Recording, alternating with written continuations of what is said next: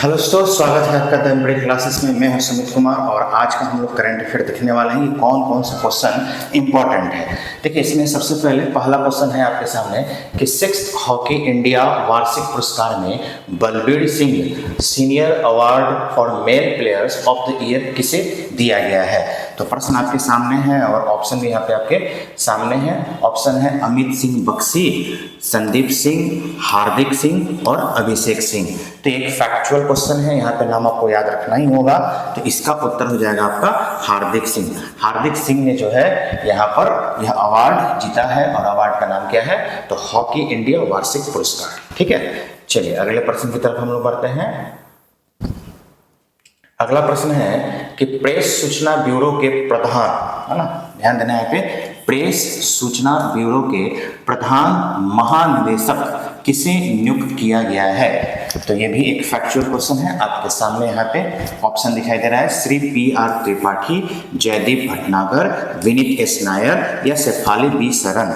ठीक है, तो यहाँ पर एक महिला को नियुक्त किया गया है जिनका नाम है शेफाली B शरण। ठीक है, तो शेफाली B शरण को जो है प्रेस सूचना ब्यूरो का प्रधान महानिदेशक के रूप में नियुक्त किया गया है, ये आपको याद रखना पड़ेगा।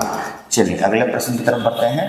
अगला प्रश्न है कि 1 अप्रैल 2024 को भारतीय रिजर्व बैंक का 90वां स्थापना दिवस मनाया गया। भारतीय रिजर्व बैंक की स्थापना किस कमीशन की अनुशंसा पर की गई थी। देखिए, ये तो करंट न्यूज है कि स्थापना दिवस मनाया गया, लेकिन RBI से रिलेटेड कुछ भी क्वेश्चन पूछ सकता है। तो यहाँ पे क्वेश्चन तो पूछा गया कि भाई किस कमीशन के बेसिस पे, सिफारिश पे उसकी स्थापना की गई थी। तो आंसर तो इसका हो जाएगा हिल्टन यंग कमीशन। ठीक है, हिल्टन यंग कमीशन की सिफारिश पे किया गया था, लेकिन इसकी स्थापना हुई कब थी। तो देखिए 1935 एक्ट जो था वो एक्ट का इस्तेमाल किया गया था, ये कमीशन था। तो 1937 में पूर्ण रूप से RBI विकसित हो चुकी थी। जबकि आप यहाँ पे देखिएगा कि जब हमारा देश आजाद हुआ 1947 में, उसके बाद RBI का राष्ट्रीयकरण कर दिया गया। राष्ट्रीयकरण का मतलब कि इसे एक तरह से समझिए कि सरकारी दर्जा दे दिया गया आज़ादी के बाद, क्योंकि आज़ादी से पहले तो कहीं ना कहीं यह अंग्रेजों के कंट्रोल में ही था, प्लस साथ ही साथ यह और अन्य देश को भी कंट्रोल कर रहा था। तो जब हमारा देश आज़ाद हो गया, ठीक है, तो पाकिस्तान के लिए एक अलग बैंक हो गया, हमारे यहाँ के लिए अलग बैंक हो गया। जैसे हमारे यहाँ पे कैसे देखिएगा, स्टेट बैंक ऑफ इंडिया है, तो पाकिस्तान में स्टेट बैंक ऑफ पाकिस्तान बन गया। तब से जाकर के RBI को हमारे यहाँ इसको राष्ट्रीय स्तर का दर्जा दे दिया गया कि अब से ये सरकारी है। ठीक है, और आज के डेट में आपको पता है कि RBI को क्या कहते हैं, बैंकों का बैंक कहते हैं। और RBI का जो मुख्य काम है, सबसे पहले तो वह मॉनेटरी पॉलिसी जारी करना, मौद्रिक नीति बनाना, लगभग 1.5-2 महीने में बनता है।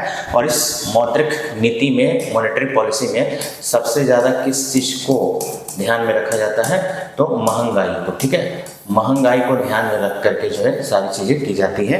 महंगाई को कंट्रोल करना है, इसके लिए RBI जो है CRR, SLR, cash reserve ratio, statutory liquidity ratio, repo rate, reverse repo rate, इन सबको मेंटेन करती है, मैनेज करती है। और ये सारा का सारा काम किसके जिम्मे है, RBI के जिम्मे है। ठीक है, अच्छा, इसमें सबसे ज़्यादा इम्पोर्टेंट जो है ना, वो CRR का कहीं ना कहीं रहता है।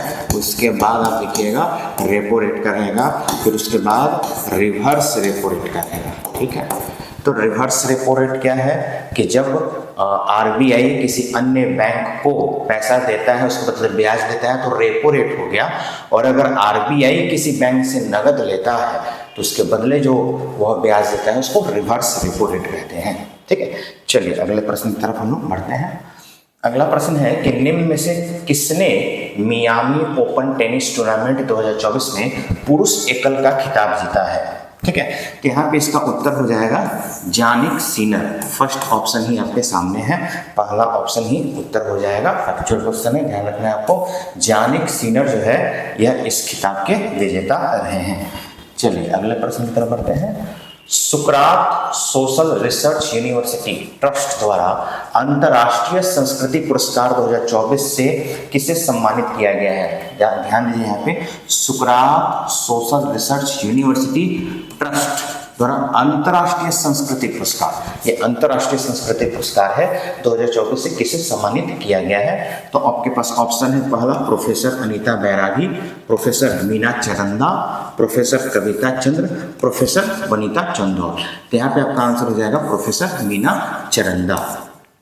काफ़ी पढ़ी लिखी, डीयू से, दिल्ली यूनिवर्सिटी से इन्होंने पीएचडी किया है। इनका subject political science, mainly political science रहा है। कई सारे इन्होंने जो है लेख भी लिखा है, लगभग 50 से ऊपर लेख इन्होंने लिखा है। और पूरा बैकग्राउंड इनका लंबे समय तक क्या रहा है? 8 सेक्शन ही रहा है। 8 सेक्शन मतलब ह्यूमैनिटीज जिसको बोलते हैं, political science, history, geography, economics, ये सब बैकग्राउंड के, और काफ़ी अच्छी ख्याति है इनकी।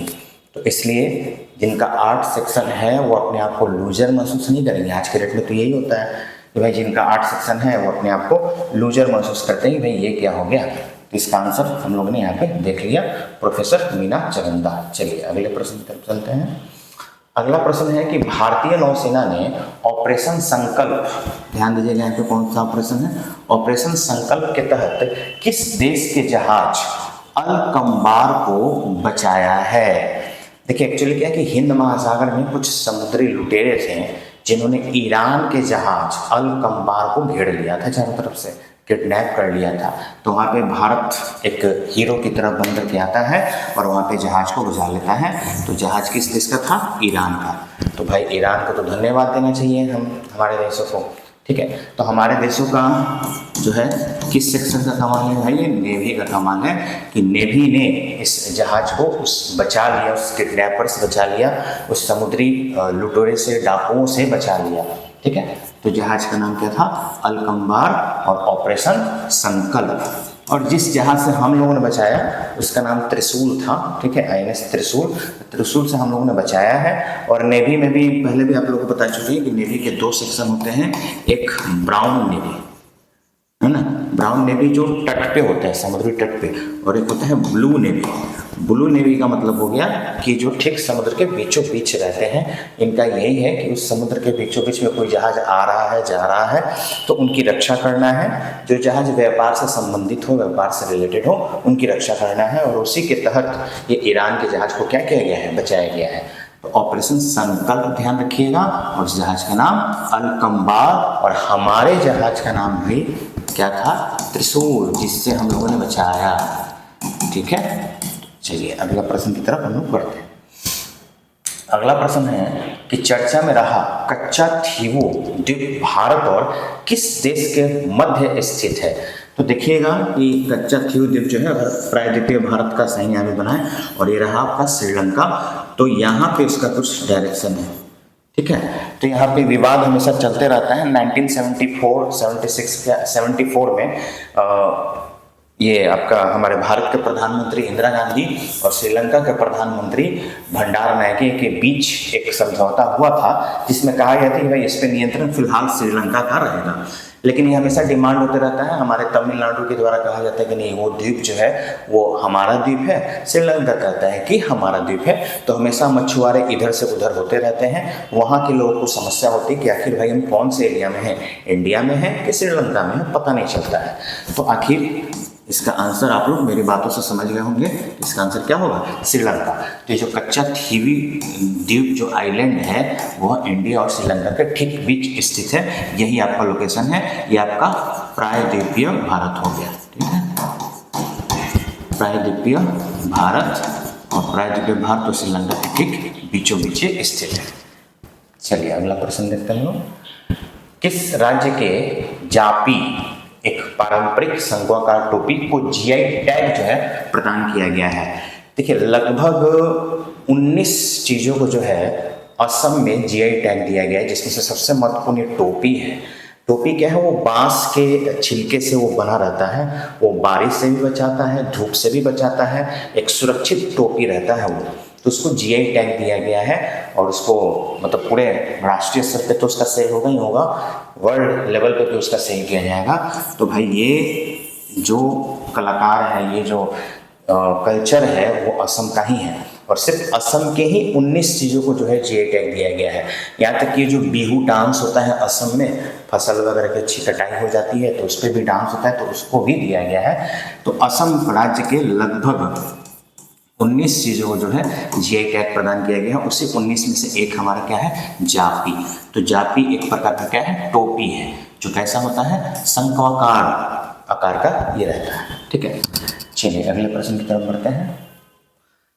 अगला प्रश्न है FICCI, जिसको फिक्की बोलते हैं, फिक्की लेडीज ऑर्गेनाइजेशन FLO के राष्ट्रीय अध्यक्ष के रूप में किसे नियुक्त किया गया है? Who has been appointed as the national president of FICCI ladies organisation? Option है आपके सामने, अर्चना भार्गव, बाला देशपांडे, जयश्री दास वर्मा, अरुंधति भट्टाचार्य। अरुंधति भट्टाचार्य बहुत फेमस भी है लेकिन वो इसलिए नहीं चुनी गई है। तो यहाँ पे जो चुना गया है जिस महिला को, उनका नाम है जयश्री दास वर्मा। इसका आंसर होगा जयश्री दास वर्मा। ये फिक्की जो है एक ऐसा इंडस्ट्री है जो मतलब एक ऐसा ऑर्गेनाइजेशन है जो इंडस्ट्री को लेकर के काफ़ी ज़्यादा अवेयर रहता है, ज़्यादा से ज़्यादा कोशिश करता है कि महिलाओं को मोटिव किया जाए इंडस्ट्री लाइन में आने के लिए। ठीक है, तो यहाँ पे जयश्री दास वर्मा को क्या किया गया है, राष्ट्रीय अध्यक्ष के रूप में नियुक्त किया गया है। चलिए अगला और अंतिम प्रश्न देख लेते हैं हम लोग। अगला प्रश्न है कि चर्चा में रहा शेंगेन क्षेत्र किस महाद्वीप से संबंधित है? The Schengen area is related to which continent? देखिए शेंगेन एरिया में एक बहुत बड़ा एरिया है और कुछ एक दो देश इसमें नहीं है, लगभग 28-29 देश के आसपास में इस एरिया में सम्मिलित है। मतलब पूरा यूरोपियन कंट्री लगभग 3-4 को छोड़ करके सारे के सारे जो हैं ये शेंगेन वाले इलाके में आते हैं। यानी ये ना आपका उत्तरी अमेरिका है, ना दक्षिणी अमेरिका है, ना ही ऑस्ट्रेलिया है, ये कौन सा एरिया है, यूरोप। ठीक है, और ये शेंगेन वाला जो एरिया है, शेंगेन क्षेत्र, इसमें लगभग अभी फिलहाल कितने देश हैं, 29 देश हैं। ठीक है, और लगभग 3-4 को छोड़ दिया जाए, जैसे आपका नॉर्वे हो गया, फ्रांस हो गया, इन सब चीज़ों को अगर इन देशों को छोड़ दिया जाए तो सबके सब इस शेंगेन वाले एरिया में आ जाते हैं। तो ये सबके सब यूरोपियन कंट्री या यूरोप वाले क्षेत्र में ये पाए जाते हैं। ठीक है, तो यहाँ पे टोटल आपका ये 10 प्रश्न कंप्लीट होता है। आप इसको कॉपी में नोट करते होंगे और ये उम्मीद करते हैं कि आने वाले दिन में जब हम लाइव क्लासेस लेंगे इस करंट अफेयर का तो आप लोग फटाफट एकदम जवाब देंगे, इसका उत्तर आप लोग को याद होगा। देखिए अभी लगभग 1 महीने या 1.5 महीने तक तो कोई एग्जाम होने वाला है नहीं, इसलिए इस 1-1.5 महीने में एकदम पूरी तरह से जुट जाइए कि आपको पूरा का पूरा समय मिला है कि हम तैयारी कर लें। चाहे आने वाला exam Bihar SSC inter level का हो, चाहे CGL 4 हो या BPSC हो या दरोगा का हो, कोई भी एग्जाम हो उसके लिए आप पूरी तरह से तैयार रहें। अगर आप अपने आप को अभी डाउन कर दीजिएगा या पूरी तरह से एकदम स्थिर हो जाइएगा तो समझ जाइए कि कोई और बाजी मार के लेके चला जाएगा, क्योंकि आप अगर अभी आराम कर रहे होंगे तो कोई और पढ़ रहा होगा। बस इस बात को ध्यान में रखिए कि बस हम आराम कर रहे हैं तो कोई पढ़ रहा होगा, ये बेचैनी आपके अंदर रहेगा ना, ये गिल्टी फील होने लगेगा आपके अंदर, तो फिर आपको सफलता से कोई रोक नहीं सकता है। ध्यान दीजिएगा। ठीक है, चलिए तो फिर मिलते हैं हम लोग अगले वीडियो में इंपॉर्टेंट 10 प्रश्नों के साथ। फिलहाल के लिए धन्यवाद।